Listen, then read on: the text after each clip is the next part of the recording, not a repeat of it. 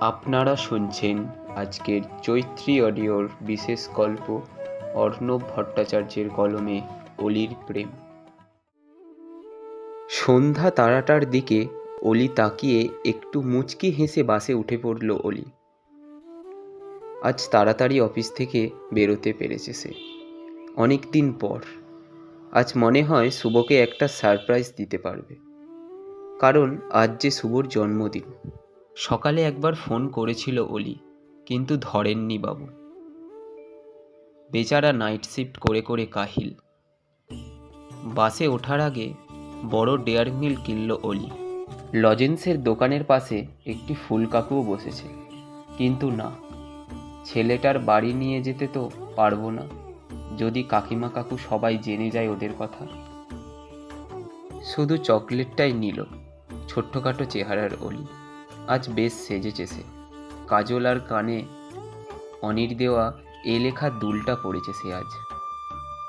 অনি ওদের দুজনের খুব ভালো বন্ধু, বেস্ট ফ্রেন্ড বলা চলে, সেই কলেজ থেকে।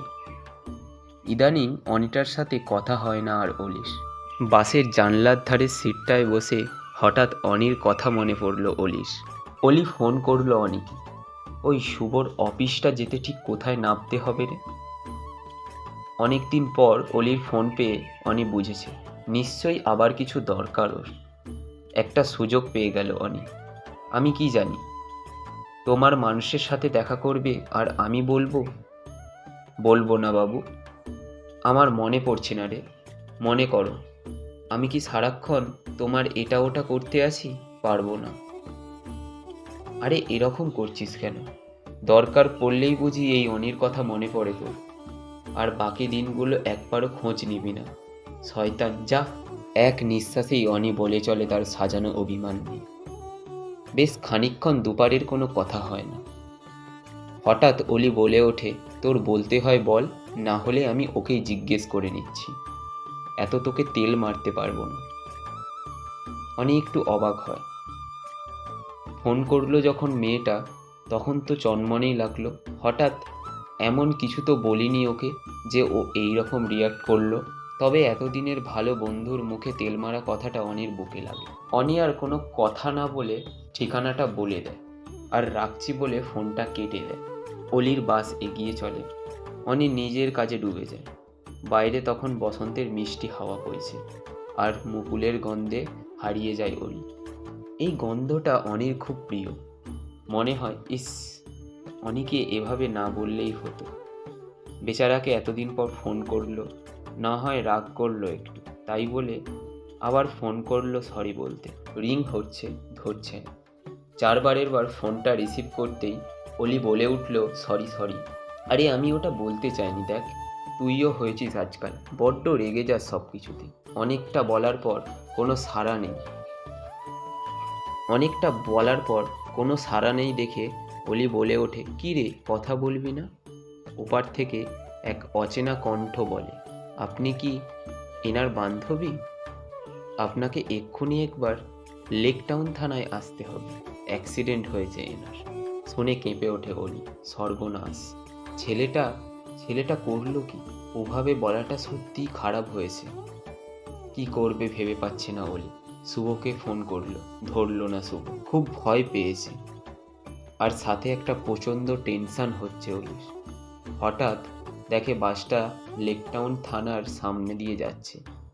বাইরে থেকে হাত নাড়ছে শুভ আর অনি। সব কেমন তালগোল পাকিয়ে যাচ্ছে অলির। তড়িঘড়ি নেমে পড়ল অলি বাস থেকে। এসে ওর মুখ চোখ দেখে শুভ, অনি দুজনেই ফ্যালফ্যাল করে তাকিয়ে রইল অনির দিকে। কি রে, এভাবে কি দেখছিস? কি হয়েছে, ঘামছিস কেন? শুভ বলে। অনি বলে, কিরে ভয় পেয়েছিস নাকি? অলি একটু সামলে নিয়ে ভালো করে দেখে অনিকে, তুই ঠিক আছিস তো? অলি একটু সামলে নিয়ে নিজেকে ভালো করে দেখে অনিকে, তুই ঠিক আছিস তো? অনি আকাশ থেকে পড়ে, আমার কি হবে? থানা থেকে যে বললো তোর অ্যাক্সিডেন্ট হয়েছে। শুভ বড় বড় চোখ করে অবাক হয়ে বলে, কি বলছিস? ও তো কতক্ষণ আমার সাথেই দাঁড়িয়ে। অলি আস্তে আস্তে বোধহয় বোঝার চেষ্টা করেছে কি হয়েছে।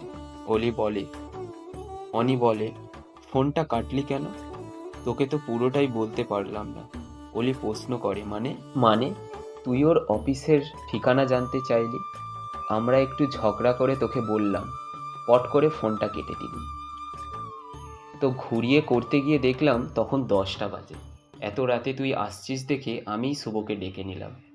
10টা কি বলছিস? আমার অফিস থেকে তো আধ ঘন্টা লাগে। বিস্মিত হয় অলি।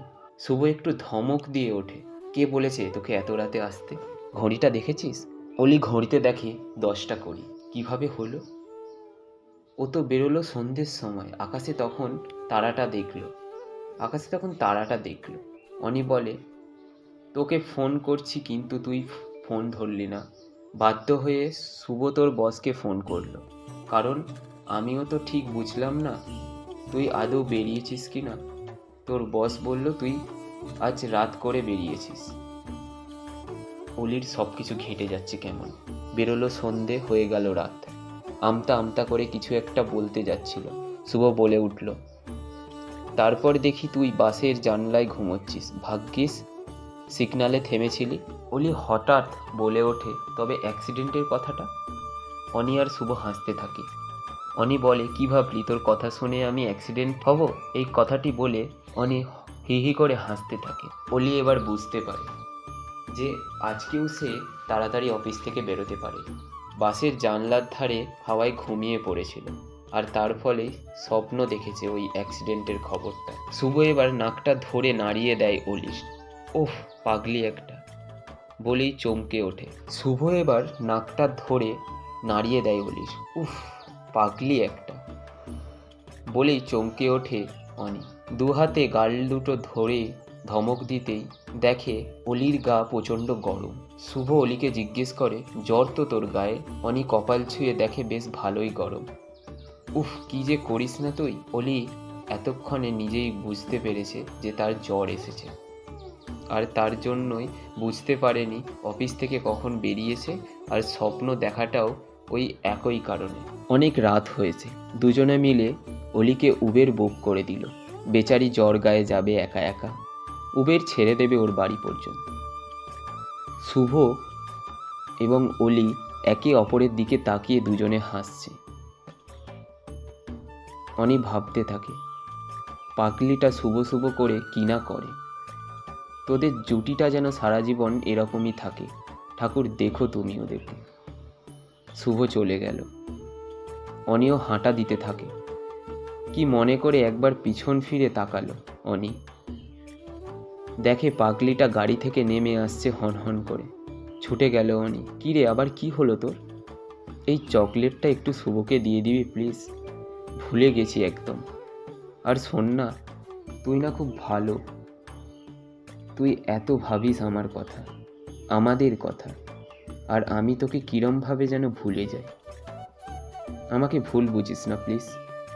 আমি কথা দিচ্ছি, এরপর থেকে তোর খোঁজ নেব, গল্প করব তোর সাথে। শুধু দরকারে ফোন করব না, প্রমিস, পাক্কা প্রমিস করছি তোকে। উফ, পাগলি একটা, যা বাড়ি গিয়ে ঘুমো। ওষুধ খাস কিন্তু। পৌঁছে আমাকে বা শুভকে একটা টেক্সট করে দিস। আর হ্যাঁ, অনি সবসময় তোদের সাথে আছে জানবি। এই কথা বলে অলির গাল দুটো টিপে দেয় অনি। উবের মিলিয়ে যেতে থাকে অনেক দূরে। বসন্তের মিষ্টি হাওয়া গায়ে মেখে বাড়ির পথে হেঁটে চলে অনি। কিছু সম্পর্ক প্রেমের হয় না, কিছু সম্পর্কের কোনো নাম হয় না, কিছু সম্পর্কের কাছে যাওয়ার তীব্র ছটপটানি থাকে না, কিছু সম্পর্ক চূড়ান্ত অধিকারবোধ জন্মায় না, কিন্তু সেটাও এক প্রকার সম্পর্ক, যেটা হয়তো আমরা মন থেকে বিশ্বাস করি কিন্তু বলতে পারি না।